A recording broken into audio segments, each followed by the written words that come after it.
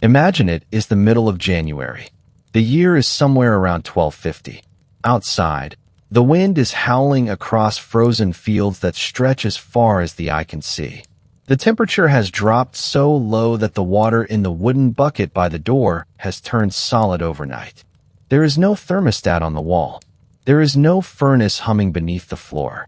There is no thick glass window keeping the cold from seeping through the walls. There is nothing between you and the brutal, merciless winter but a thin tunic, a smoky fire, and whatever your ancestors figured out over thousands of years of desperate survival.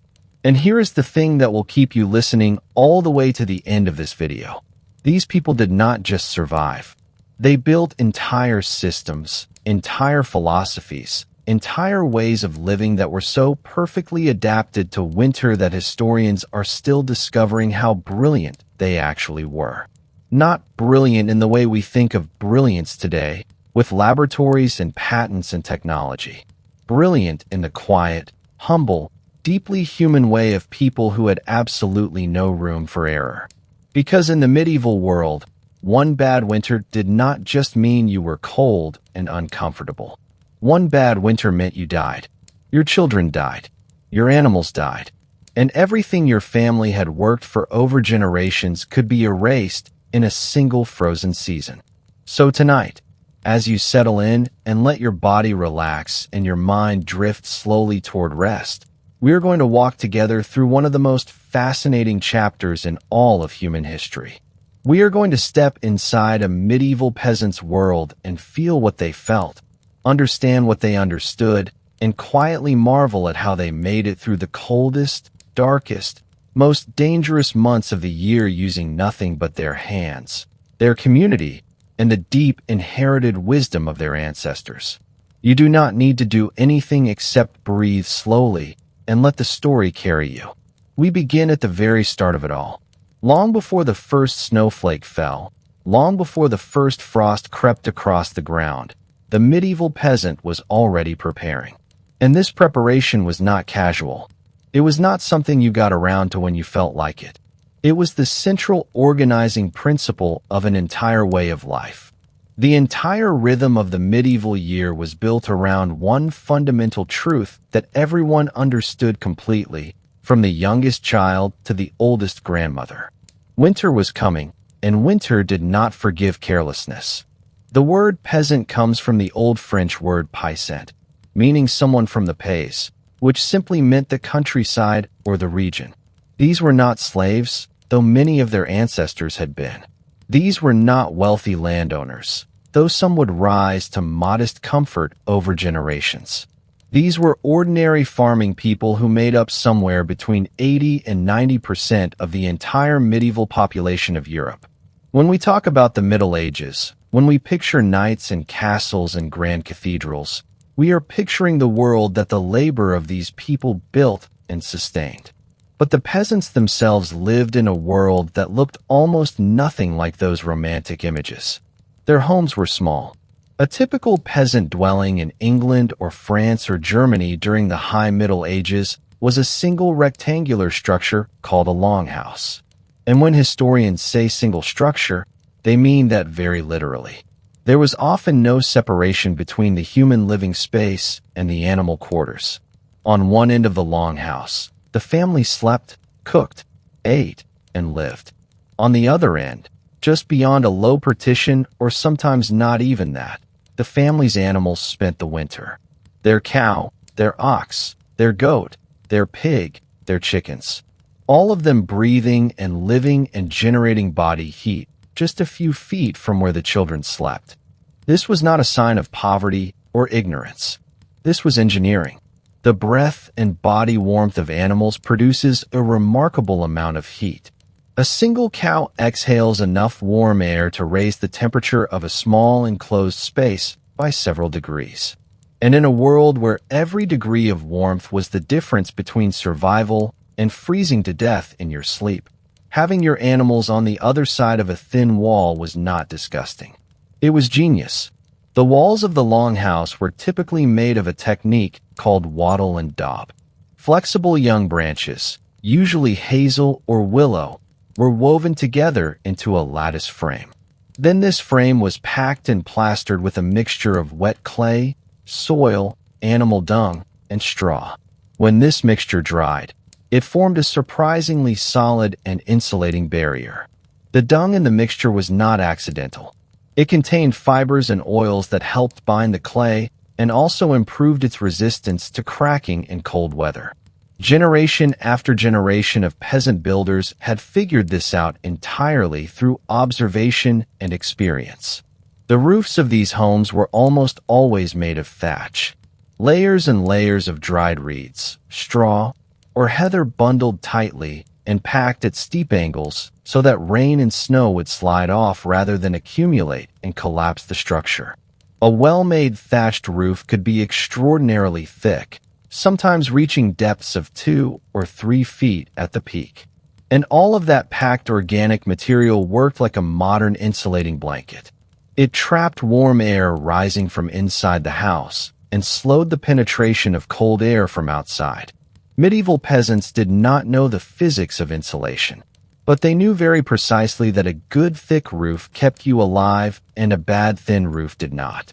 The floor of most peasant homes was simply the earth itself, packed hard by years of feet walking over it.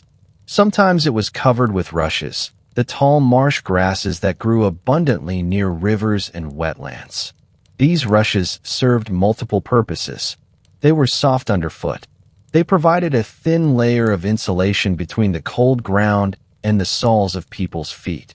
And when they became dirty and matted with food scraps and animal waste, they could be swept out and replaced with fresh ones.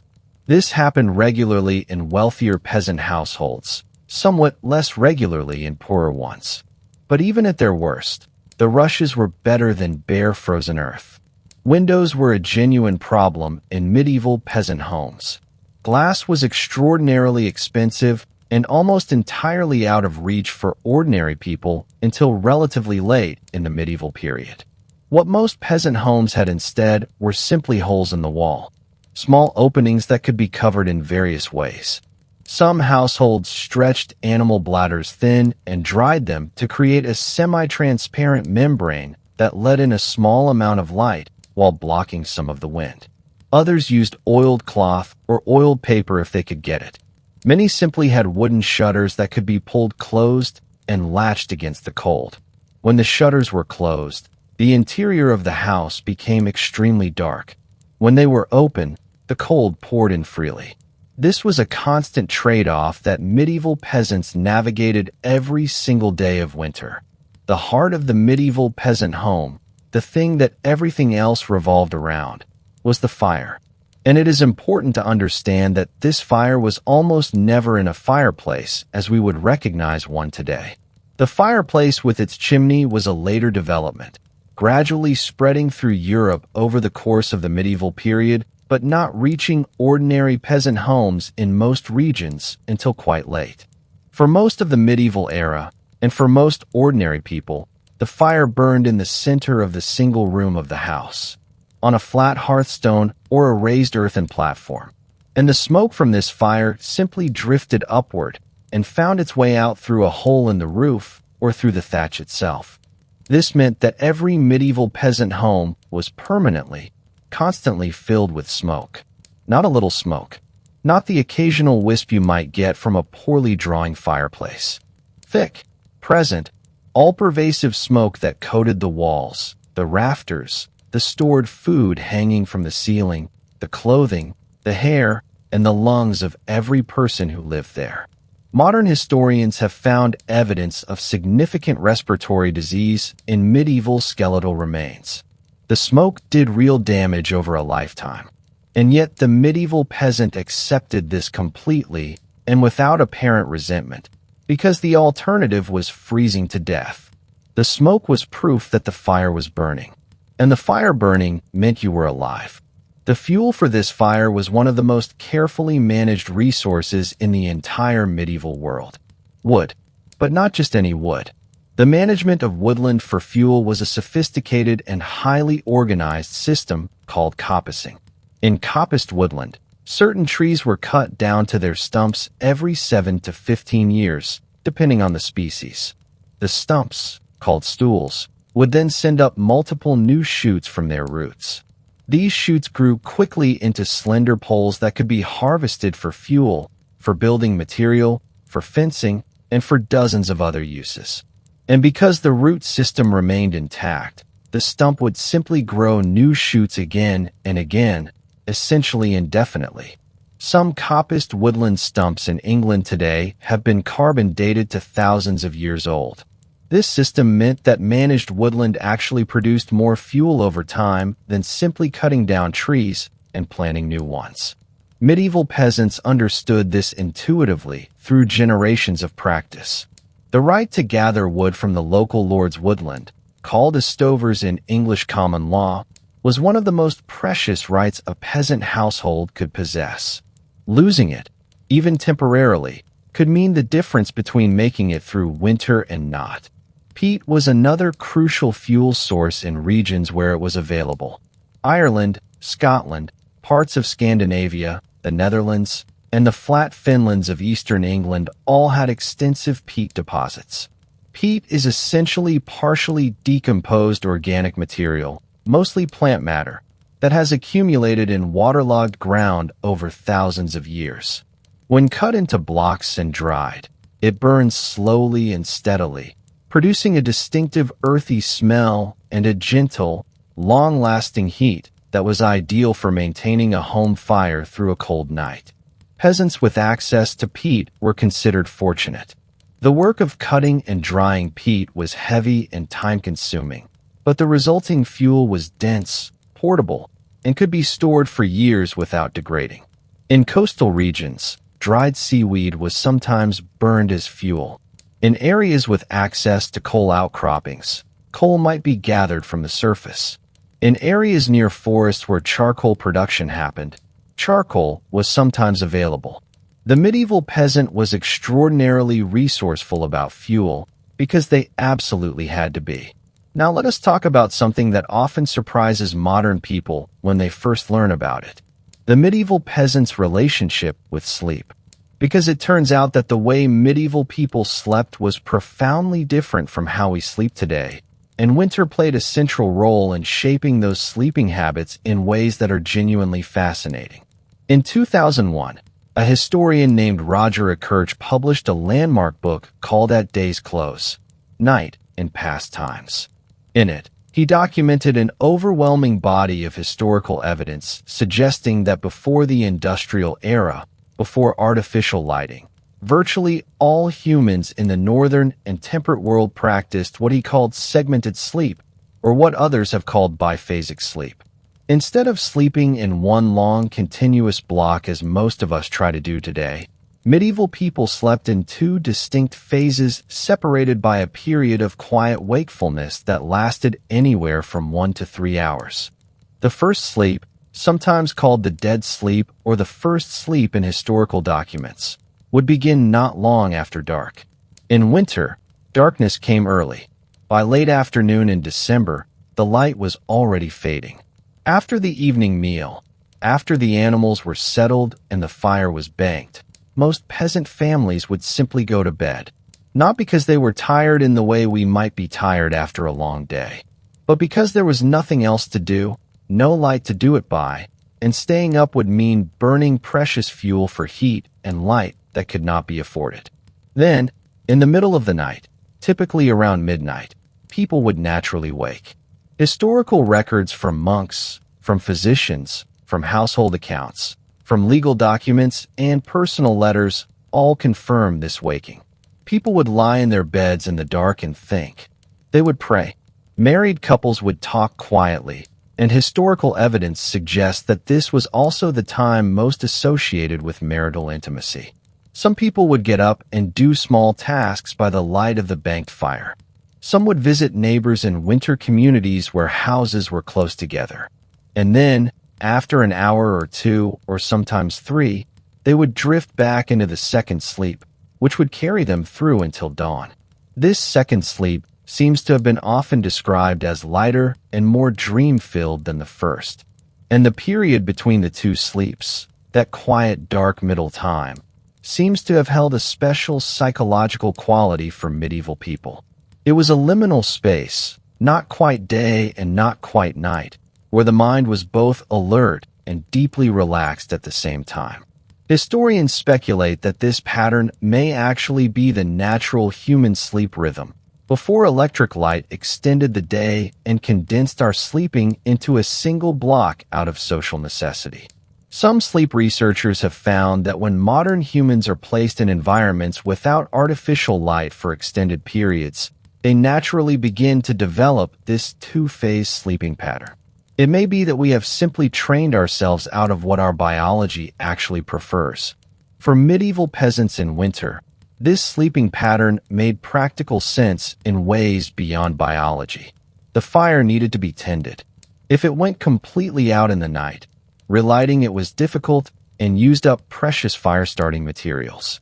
But if someone woke naturally in the middle of the night and added fuel to the banked coals, the fire would continue burning, the home would stay warmer, and everyone would wake in the morning to a dwelling that had not dropped to dangerously cold temperatures overnight. The middle of the night waking was not just natural. It was useful. It was adaptive. It helped keep people alive.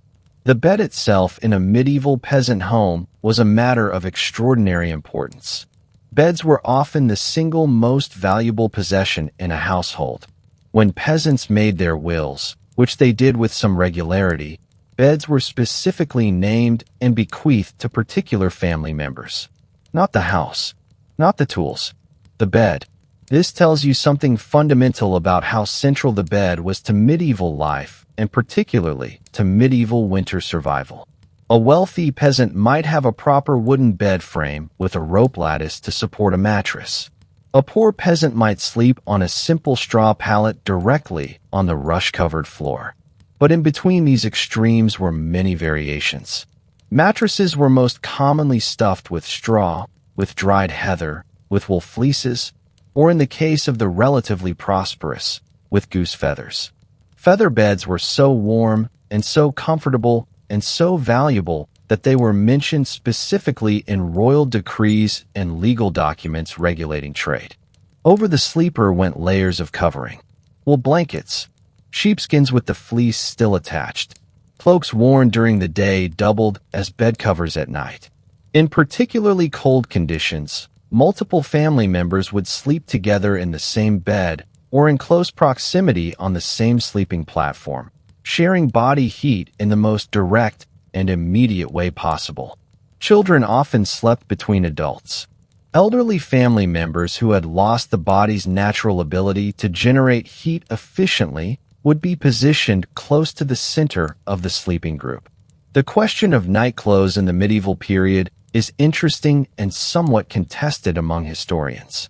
For most ordinary peasants, the evidence suggests that they simply slept in their regular undergarments. The long linen tunic that served as a basic underlayer during the day became the sleeping garment at night. This made practical sense.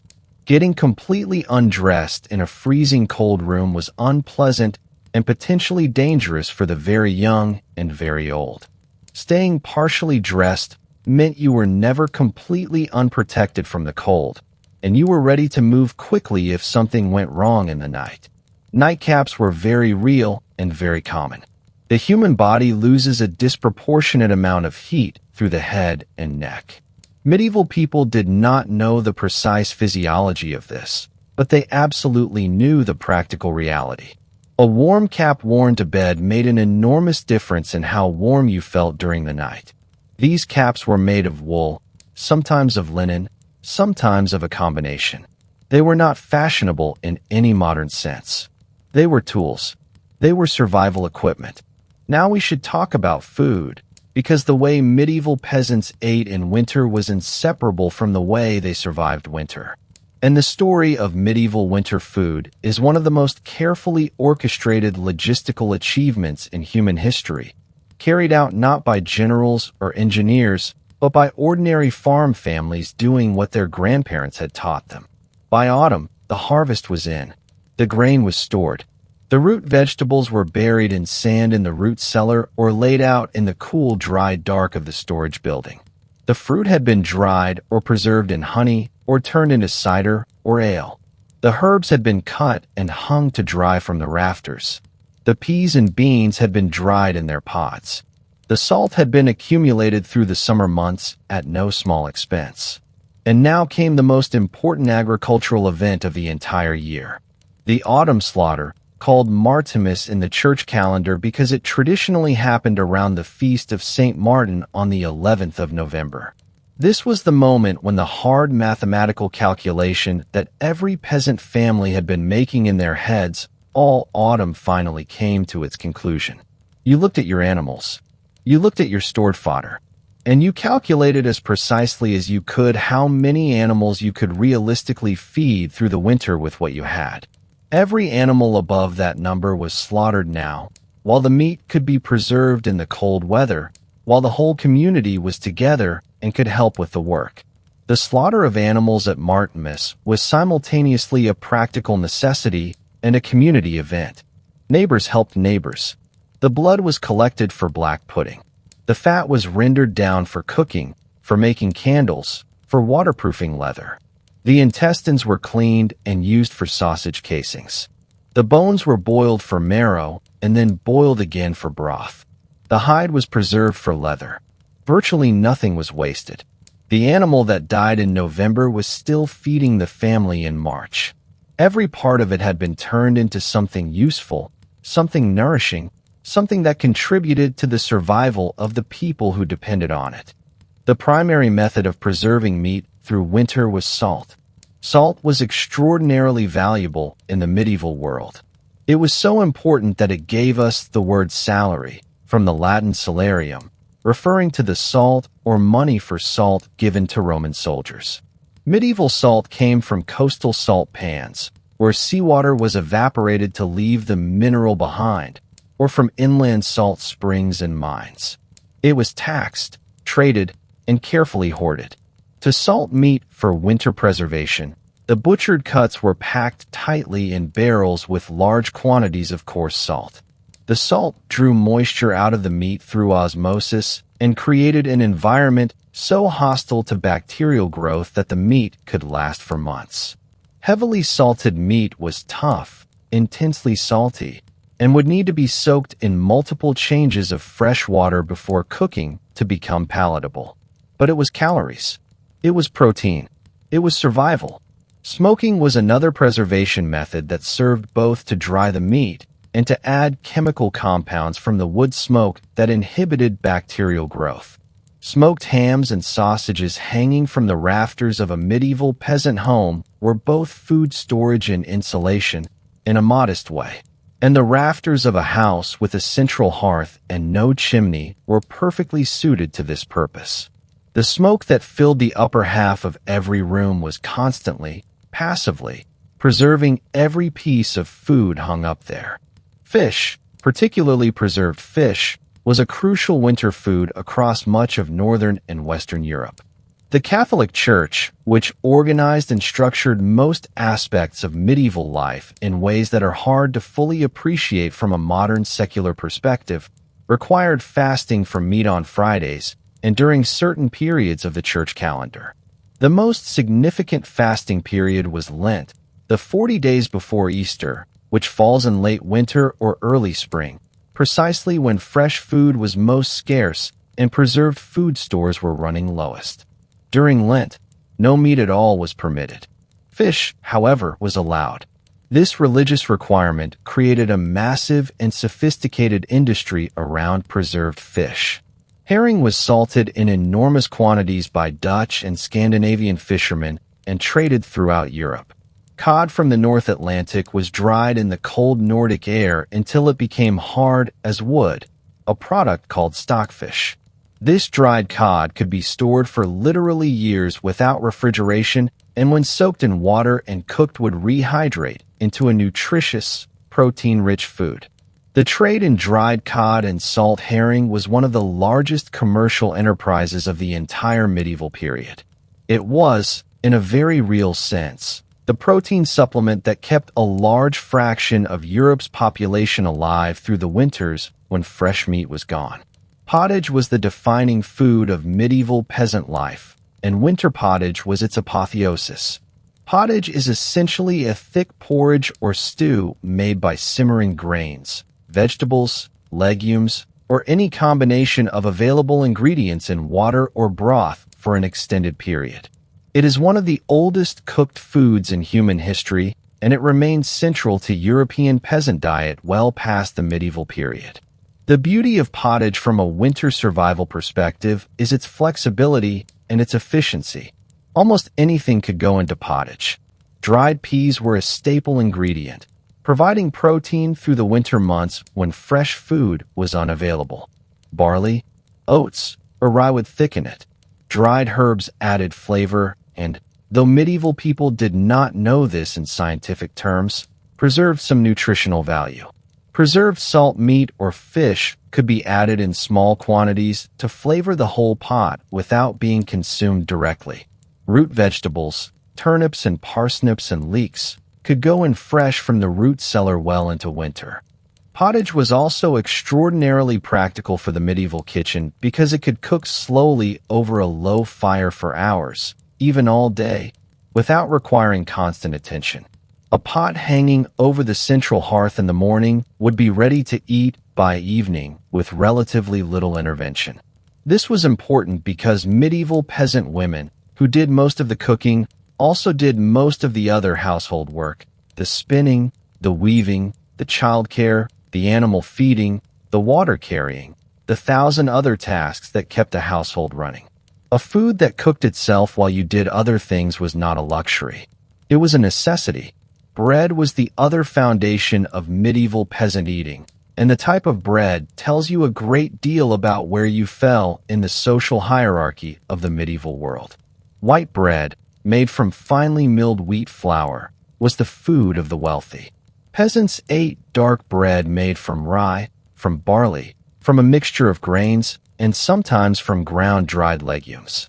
This bread was dense, chewy, and strongly flavored by modern standards. But it was also highly nutritious, retaining more of the fiber and minerals removed in the milling of white flour. In winter, when grain stores from the harvest were carefully rationed, bread became even more important as a calorie source, and the rationing of grain became a source of daily household calculation. Ale was not a luxury or an indulgence in the medieval world. It was a daily necessity. Water sources in the medieval period were frequently contaminated by animal waste, by rotting organic matter, by the simple proximity of human habitation to the water table. Drinking untreated water, especially in communities where animals and people lived in close quarters, was a genuine health risk.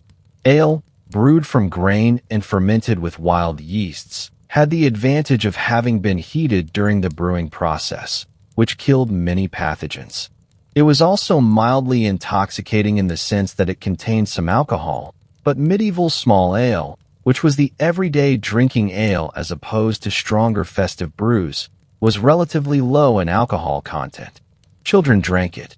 Pregnant women drank it. It was just what you drank. In winter, warm ale, heated by plunging a hot poker from the fire into the jug, was both a comfort and a source of warmth from within. Honey was among the most precious food substances in the medieval world before sugar became available in quantity. Honey preserved indefinitely. It sweetened food and drink. It could be fermented into mead, and it had real antibacterial properties that made it useful in treating wounds and infections. Beekeeping was practiced by peasant households throughout Europe, and the winter management of beehives, keeping them protected from frost while allowing enough air circulation for the bees to survive, was a specialized and closely guarded knowledge.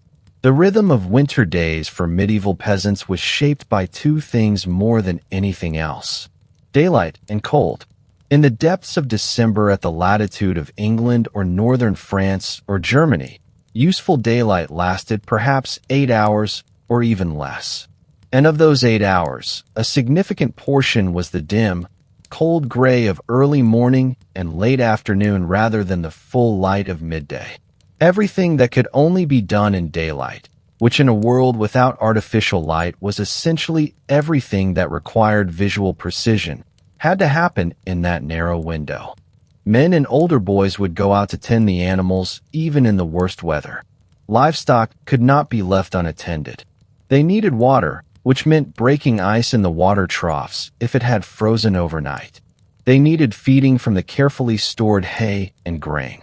They needed their stalls cleaned, at least minimally, to reduce the disease risk from accumulated waste. And their health needed to be monitored, because a sick cow or a dying ox in February was not just a sad event. It was a potential catastrophe. The loss of the primary plow animal, the thing that made next year's planting possible, could set a family back years. Woodcutting and wood hauling were major winter occupations for peasant men. The paradox of winter is that it is simultaneously the season when you most need fuel and the season when collecting fuel is most difficult and dangerous. But it is also the season when certain aspects of woodland work are actually easier. The ground is frozen hard, which makes it easier to haul heavy logs across fields without getting bogged down in mud. The leaves are off the trees, making it easier to see which wood is dead and which is living, which is useful timber and which is rot. And the cold itself helps preserve cut wood from insect damage and fungal decay during storage. Inside the home during winter's short days, women and older children would be busy with the indoor crafts that defined much of medieval domestic life. Spinning was perhaps the most constant and universal occupation. Raw wool, shorn from the sheep in spring and processed through the summer and autumn, was spun on hand spindles or on spinning wheels into thread or yarn through the winter months. This spinning was not a hobby or a leisure activity. It was essential manufacturing. Every thread of every piece of clothing in a medieval peasant household had been spun by hand by someone in that household or purchased at considerable expense. Winter was when the spinning happened because winter was when there was time for it. Or rather, when there was no field work competing for attention. From the spun yarn, weaving produced cloth on simple upright or horizontal looms.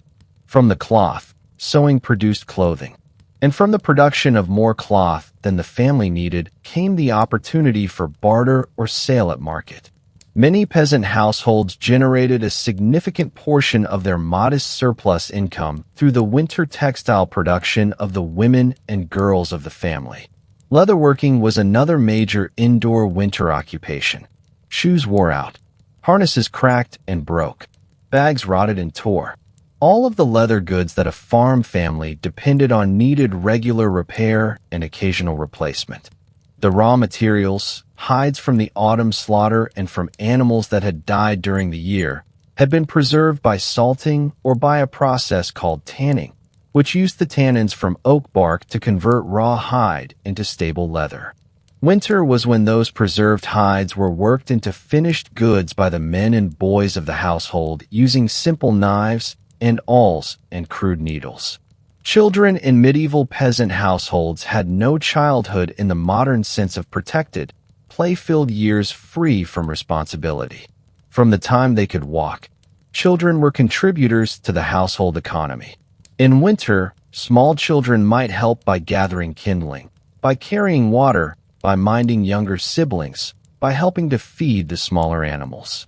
As they grew older, their responsibilities grew with them. A 10-year-old peasant child in the 13th century had a practical knowledge of animal husbandry, food preservation, textile production, and household management that would astonish a modern adult. This is not to romanticize the childhood of medieval peasants. Infant mortality rates were devastating. Roughly 1 in 3 children born in the medieval period did not survive to the age of 5. Winter was one of the most dangerous seasons for the very young. Respiratory infections, the kind that thrive in cold, damp, smoky conditions, were major killers of infants and toddlers. Nutritional deficiencies accumulated through a long winter weakened immune systems. The simple cold itself, if a family's fire went out at night and was not quickly relight, could kill a baby in hours. The community was everything in medieval peasant life. This is perhaps the most important thing to understand about how people survived winter in this world. No individual, no single family, no matter how skilled or how fortunate, could get through a bad winter entirely on their own. The medieval village was not simply a collection of households that happened to be near each other. It was a deeply interwoven web of mutual obligation, shared resource, and collective survival. This interdependence operated on multiple levels simultaneously. At the most immediate level, neighbors helped each other with physical work. When a family's thatch roof was damaged by a winter storm, the community repaired it together before the cold could penetrate. When a household's grain stores ran low before spring, neighbors with more would extend credit in kind, the understanding being that this generosity would be reciprocated in better years. When an animal was sick and a neighbor had knowledge of herbal treatments that might help, that knowledge was shared without hesitation, because a community with more surviving livestock was a stronger and safer community for everyone. The common lands were perhaps the most important shared resource in the medieval village. These were areas of land, sometimes meadow, sometimes woodland, sometimes marshy ground, that belonged not to any individual but to the community as a whole. The rights to use the common lands were carefully regulated by custom and by local court proceedings. Rights of common included the right to graze animals on common meadowland, the right to gather wood, the right to cut peat or gather rushes, and various other specific entitlements that varied by region. In winter, access to the commons was often the margin between a household's survival and its collapse. The local manor, the household of the local lord who owned the land that most peasants farmed in exchange for labor services or rent payments, was also a part of the winter survival ecosystem, though in a more complicated and often contentious way. The lord's obligations to his peasants were limited by modern standards and frequently violated in practice. But they existed in principle and were taken seriously enough to be recorded in legal documents. In times of genuine crisis, a lord who let his peasants starve to death was losing his labor force, his rent income, and his social standing simultaneously. Enlightened self-interest, if not genuine compassion, sometimes produced real support. Grain from the lord's stores, the opening of protected woodland for emergency fuel gathering, the postponement of labor obligations during the worst conditions. The church was the other great institution of medieval village life, and its role in winter survival was substantial and multifaceted. At the most practical level, the church calendar organized time for medieval people in the way that clocks and calendars do for us. The cycle of saints' days, holy days, and seasonal festivals gave structure to a year that might otherwise have seemed like an undifferentiated stretch of cold darkness. These celebrations, and there were many of them, served a practical social function. They were occasions for community gathering, for sharing food and drink, for maintaining the social bonds that were the actual fabric of survival. The great midwinter festivals, Christmas and Epiphany and the weeks between them, were genuinely festive occasions even for the poorest peasants. The rules of hospitality and the religious requirements of generosity meant that food and drink were shared more broadly than at other times of year. The Lord was expected to feast his dependents. The church provided what charity it could, and the community came together in ways that reinforced the bonds of mutual obligation that would sustain everyone through the hardest months ahead. The church also provided a psychological framework for enduring suffering that should not be underestimated. Medieval Christianity did not promise that life would be comfortable or that hardship would be avoided. It promised that suffering had meaning, that endurance was a form of spiritual practice, that the cold and the hunger and the exhaustion of winter were not punishments or failures, but simply the conditions of earthly life, which was understood to be a temporary and imperfect state in any case. This framework does not sound particularly comforting in modern terms, but for people who lived with difficulty and mortality as constant companions, it provided a genuine psychological scaffolding. a way of making sense of hardship that did not lead to despair. And despair was the real enemy in the long, dark nights of medieval winter. This is something the historical record makes quietly but unmistakably clear.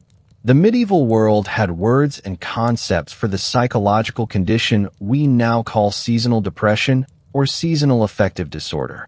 Aesthesia was a Latin term used especially by monks to describe a spiritual torpor, a listlessness, a loss of motivation and meaning that could descend particularly in winter. The medieval physician Hildegard of Bingen wrote about the effects of cold and darkness on the human spirit with a sophistication that is genuinely impressive. She recommended music, social engagement, gentle exercise, and warming foods as treatments. These recommendations, made in the 12th century, map almost perfectly onto modern clinical guidance for managing seasonal depression. The practical measures against psychological darkness in medieval winter were not very different from the practical measures against physical cold.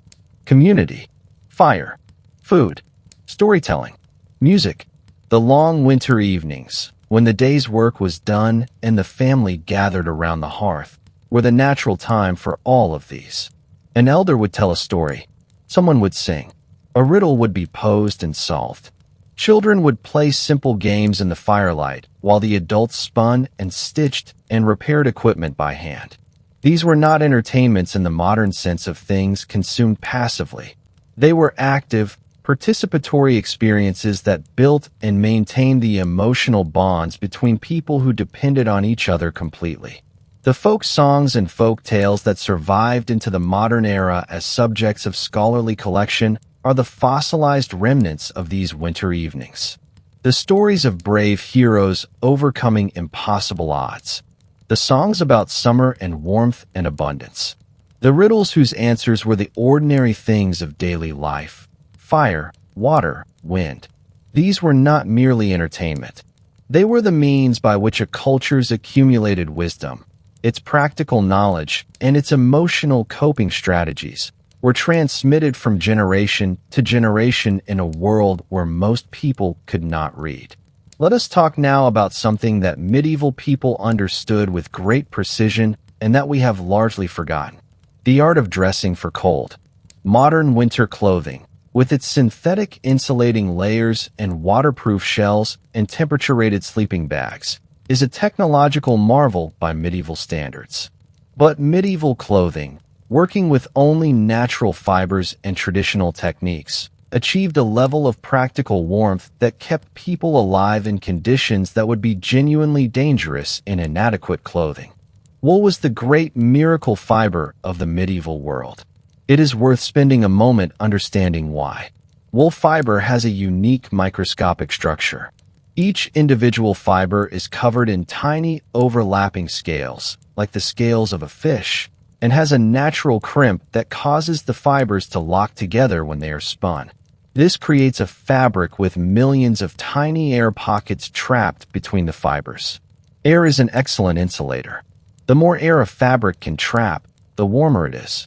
Wool traps an enormous amount of air. This is why a thick wool blanket can keep you warm even in very cold conditions. But wool has another property that makes it uniquely valuable for cold weather survival beyond any other natural fiber available in medieval Europe. It retains its insulating properties even when wet. Cotton, for comparison, loses almost all of its insulating ability when soaked with water. Wet cotton conducts heat away from the body very efficiently, which is why the outdoor survival community has a saying that cotton kills. Wet wool continues to insulate. It does this because the natural lanolin oils in wool fibers repel water to some degree, and because the structure of the fiber continues to trap air even when partially wet. A peasant caught in a winter rain, wearing wool, would be cold and miserable, but they would not be in danger of dying from hypothermia in the way they might be if their only garments were linen or cotton. The basic garments of a medieval peasant in winter began with linen next to the skin. Linen does not insulate particularly well, but it is comfortable against the skin. It wicks away moisture reasonably well, and it is much easier to wash than wool. This underlayer would be a long-sleeved tunic that reached to the knees or lower. Over this went one or more layers of wool, a wool tunic or kirtle, a wool surcoat, and over all of this, in cold weather, a cloak. The cloak was perhaps the most important single garment in the medieval peasant wardrobe. A large, heavy wool cloak could wrap completely around the body, retaining body heat while blocking wind. At night, it became an additional blanket. In wet weather, a tightly woven and lanolin-rich wool cloak provided significant water resistance. Feet were another matter of constant attention. Leather shoes or boots were the standard footwear, but the leather needed to be kept supple and water-resistant through the application of animal fats, especially tallow, the rendered fat of cattle and sheep. Leather treated regularly with tallow could repel water for hours of walking in wet conditions. Without this treatment, leather would quickly become waterlogged, freeze in cold weather, and crack and rot over time. The peasant who did not maintain their footwear was the peasant who ended up with wet frozen feet in February, which led to frostbite, which led to loss of toes, which led to difficulty walking, which led to inability to work, which led to starvation. The chain of consequences from one missed maintenance step could be brutal. Hoods were universal cold weather wear and preceded the hat as the primary head covering for most of the medieval period. The medieval hood was a sophisticated garment in its own right. It covered the head, neck, and shoulders in one piece, with a face opening that could be made smaller or larger depending on conditions. The most common medieval working hood was reversible and could be worn in multiple ways to address different weather conditions. The liripipe, the long tail that hung from the back of many medieval hoods, was not purely decorative. It could be wrapped around the head and face for additional protection in extreme cold. Mittens were preferred over gloves for genuine cold weather work. Individual fingers in gloves lose heat rapidly. Mittens keep the fingers together, or they share body heat. Any medieval peasant who regularly worked outdoors in winter would have known this from direct experience. The mittens worn by ordinary working peasants were made of thick wool, sometimes with a leather palm for durability. They were not elegant. They were functional in the most literal possible sense. Now let us move into something that profoundly affects how a body experiences cold, and that is the medieval understanding of diet as a temperature management tool. Medieval medicine was based on a system of four humors: blood, phlegm, yellow bile, and black bile, and the associated qualities of hot, cold, wet, and dry. This system, inherited from ancient Greek medicine through Arabic scholars, shaped how medieval people thought about everything from disease to personality to the effects of food. And while the underlying theory was incorrect in its specific details, many of its practical recommendations were quite sound. Warming foods in the medieval humoral system included red meat, wine, garlic, onions, ginger, pepper, and other strong spices. Cooling foods included raw fruits, cucumber, and fish. In winter, a sensible medieval physician would advise eating warming foods and avoiding cooling ones. This advice, stripped of its theoretical scaffolding, amounts to: eat high-calorie dense foods with good fat content in cold weather because your body needs more fuel to maintain its temperature. Which is entirely correct. Spices in the medieval diet served more functions than simple flavor. Ginger, for example, has demonstrable circulatory effects, increasing blood flow to the extremities. This would genuinely make a person feel warmer.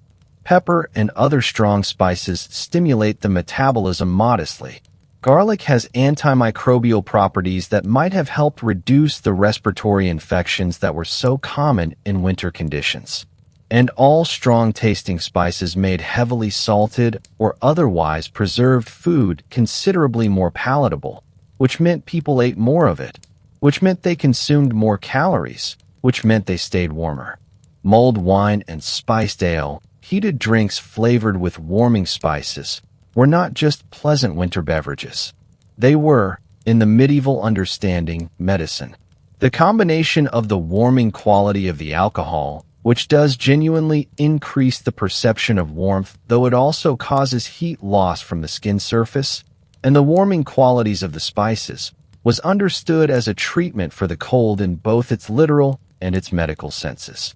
A peasant who could afford the spices, which were expensive, would drink something like a mulled cider or a spiced ale on the coldest nights. One who could not would heat plain ale or simply warm water. The question of bathing in winter is one that tends to fascinate modern people, often for the wrong reasons. The popular image of the unwashed medieval peasant is somewhat overstated. Medieval people bathed, not with the frequency that modern hygiene standards require or that modern infrastructure makes easy, but with reasonable regularity for most of the year. In winter, bathing became genuinely difficult for practical reasons. Heating enough water to fill even a small wooden tub required a considerable investment of fuel. In a household where every log was precious, spending that fuel on a bath rather than on heating the room seemed like an unjustifiable luxury for most of the winter. What people did instead was spot cleaning. The hands and face were washed daily, or nearly so. The body beneath clothing was wiped down with damp cloths near the fire. Hair was combed and treated with various herbal preparations that helped control lice, which were a near-universal reality of medieval life at all social levels. The full immersion bath might happen once a month in winter for a relatively prosperous household, once a season, or even less for the poorest. Public bathhouses, communal bathing facilities heated by a single large fire, existed in many medieval towns and even in some larger villages. These were not luxury establishments. They were practical civic infrastructure, allowing multiple households to share the considerable fuel cost of heating enough water for bathing. The social dimension of public bathing, the community gathering aspect, was also valued in its own right as a winter social activity. The relationship between medieval peasants and their animals in winter deserves more attention than it usually receives. We have mentioned the shared living space, but the psychological dimension of this relationship was also significant. Medieval peasants were not sentimental about their animals in the way that modern pet owners are. The animals were property. They were resources. They were stored food on the hoof. But they were also, in a very real way, partners in survival. The peasant who took good care of his animals through winter would have working plow animals in spring. The peasant whose animals died of cold and hunger and disease through his negligence would not. This created a kind of careful, practical attentiveness to animals that is not sentiment, but is something adjacent to it. You noticed when your cow was off her feed.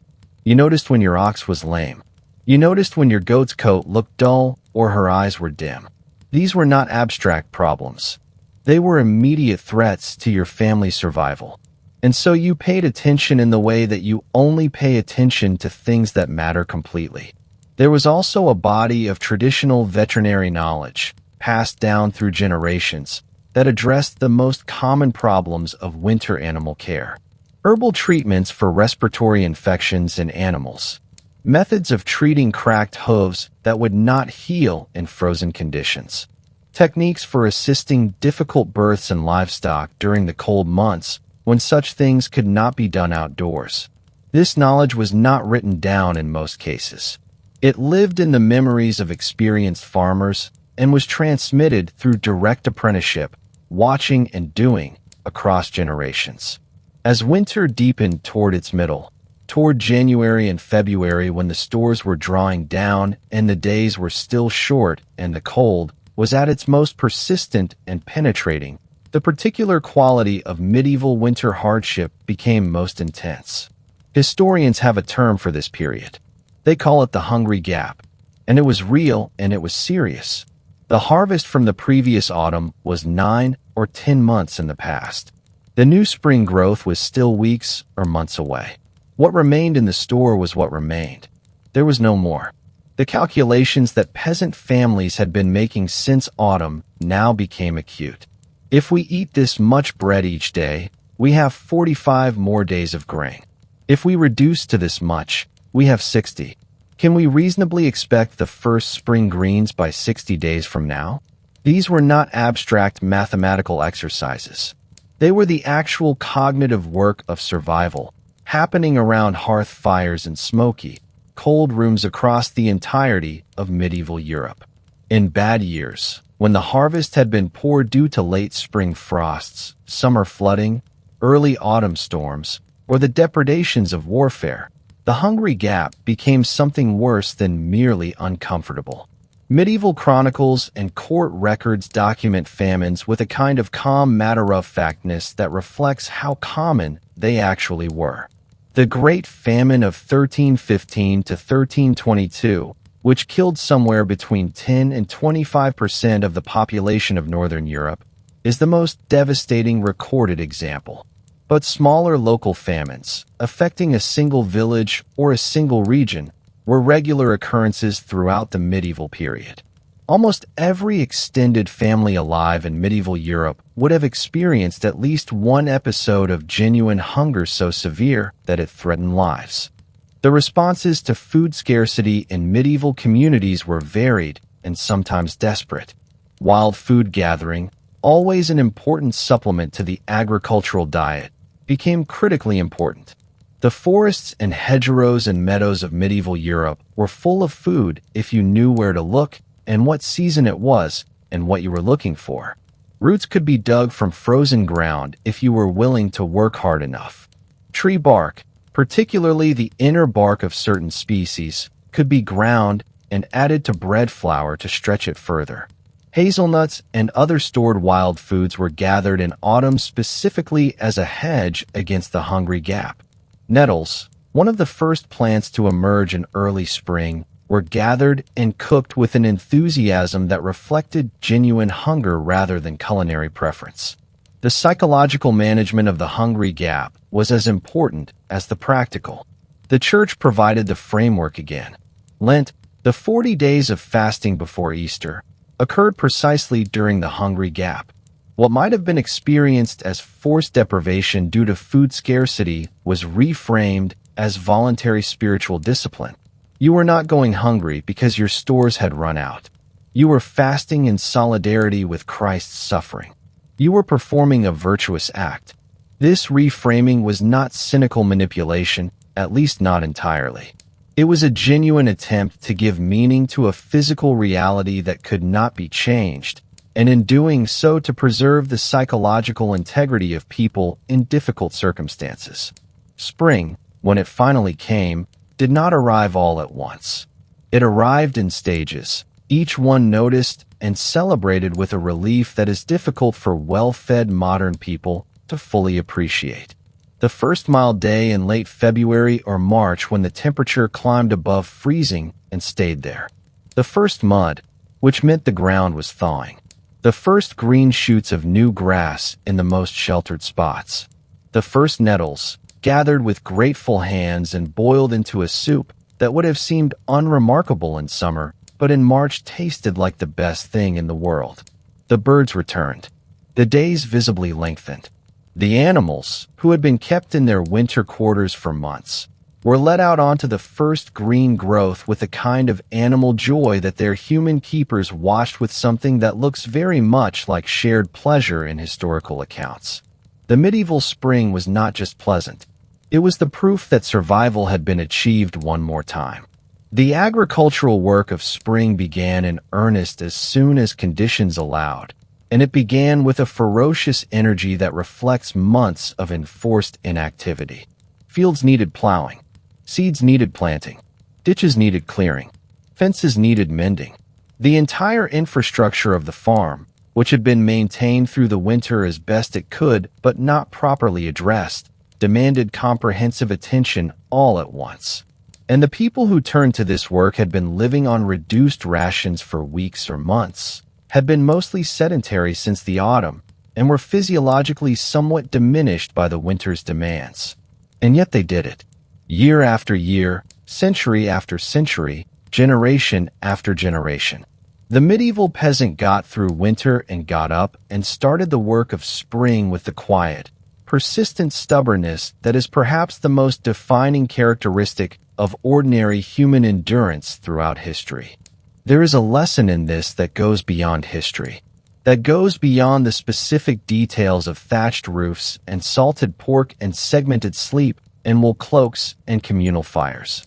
The lesson is about what human beings are capable of when they have no choice but to be capable of it, and about what is actually necessary and what is merely comfortable. The medieval peasant had almost nothing by modern standards. No insulation in the walls, no reliable source of light after dark, no guarantee of food beyond what they had made and stored with their own hands, no doctor who could reliably help with illness, no heat that did not require constant physical labor to maintain. And they endured, not just as a biological fact, as organisms that happened to survive, but as a community, as a culture, as people who sang and told stories and fell in love and raised children and argued with their neighbors and prayed and hoped and worried about the future and remembered the past. They were fully human in every way that matters, doing the astonishing, ordinary work of being alive under conditions that would utterly defeat most of us if we were suddenly placed in them without preparation. The historian Barbara Tuchman wrote that the ordinary person of the Middle Ages should be understood not as a figure in a painting or a character in a romance, but as someone with the same range of emotions and the same fundamental needs as ourselves, navigating a world that was harder in most practical respects, but not poorer in human feeling. That is true, and winter makes it most clear. Because in winter, stripped of the comforts that obscure the fundamentals, what remains is just the fire and the family and the slow, patient work of staying alive together. The medieval peasant knew things we have forgotten. They knew how to be cold without being defeated by it. They knew how to be hungry without losing their humanity. They knew how to be in the dark, really in the dark, not just with the curtains drawn, but in the genuine dark of a world without electric light, and to find in that darkness not terror, but rest. The two-phase sleep that the darkness naturally produced was not a problem to be solved. It was a rhythm to be accepted, a gift of the quiet dark. They knew how to find warmth in a body next to theirs in the night, how to find it in the cow's breath drifting through the partition, how to find it in a bowl of hot pottage that had been cooking all day over a low fire, how to find it in the song someone started in the firelight and everyone else joined without thinking. They knew that winter ends. This perhaps above all. They had the knowledge, earned by their parents and their grandparents and all the generations before them, that the cold was not permanent, that the darkness would lift, that the green things would return, that the animals would go out onto the new grass, that the warm sun would feel different on skin that had been covered and cold for months, would feel like something close to grace. As you drift toward sleep now, in your warm room, in the soft dark, let that knowledge settle around you like a good wool blanket. Human beings have been surviving the night for a very long time. We are extraordinarily good at it. The cold and the dark are very old companions of our species, and we have learned in our blood and in our bones how to rest in them, how to let them slow us down and quiet us and draw us toward the deep, patient rest that winter has always offered to those willing to accept it. The fire burned in the center of the room. The thatch breathed slowly above. The animals shifted in the warmth of their own breath on the other side of the wall. The children slept between their parents, sharing the warmth that no fire can quite match. And outside, the snow fell soft and silent on frozen fields that would be green again in spring. Rest well.